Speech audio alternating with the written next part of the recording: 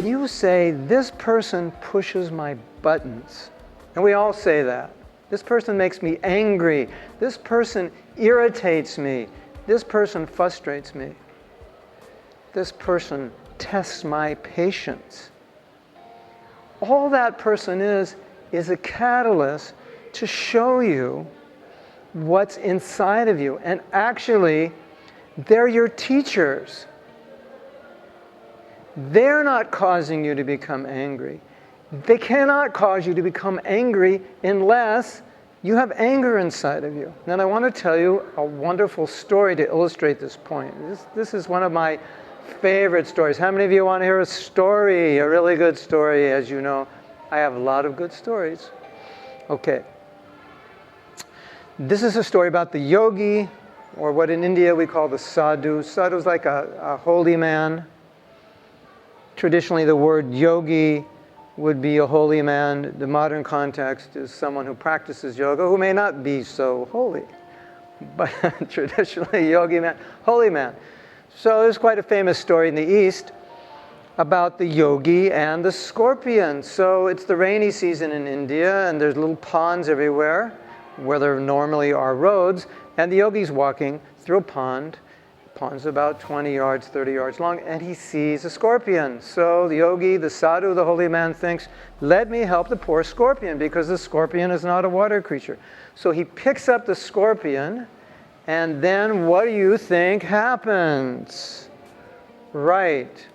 Scorpion bites him, and then what do you think the yogi does? Throws the scorpion. But he throws him ahead, so that way he's closer to getting to dry land. And then yogi walks through the water, finds the scorpion, picks him up again in hopes that the scorpion will understand that I'm trying to help you get out of the water, so it would be wise if you don't bite me. But again, scorpion bites him, and again throws the scorpion out. And this continues till he finally gets out, the scorpion gets out of the water. And there's a man watching him, and he's thinking, I don't understand what's going on here. Why is this yogi continually picking up a scorpion who's biting him? It doesn't make any sense. He was very, very confused. So he went to the yogi and he said, I've been watching you, and I have a question for you. I don't understand. Why are you doing that? And the yogi said, the scorpion taught me a very good lesson, because I was trying to help the scorpion. And even though I'm trying to help him, what is he doing? What is he doing? Biting, right. So even though I'm trying to help him, he's biting.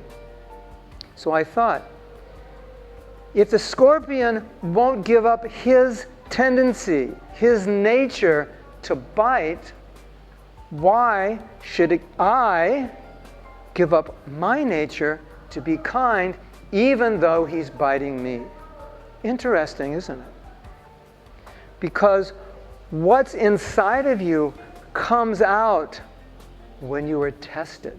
When we're blaming someone for how we're acting, we're making a huge mistake, because the person who is causing us to act in a particular way is only making us aware of our own deficiencies, only making us aware of where we need to work. So that person is actually our teacher. Have you ever heard the expression that if you really want to learn how to love, go live with somebody who hates you?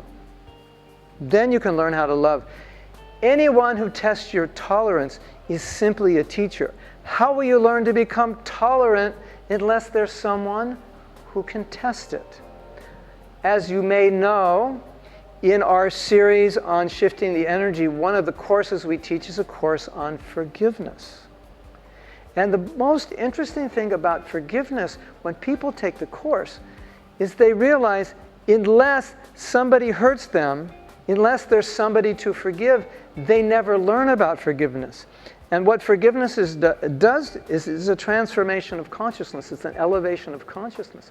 So when people take a course on forgiveness, at the end of the course, they actually, within their heart, thank the person, because it was that person who brought them to the point of learning how to forgive. So unless somebody hurts you, how will you learn how to forgive? So the person who hurt you becomes your what? Your what? Right. Your teacher.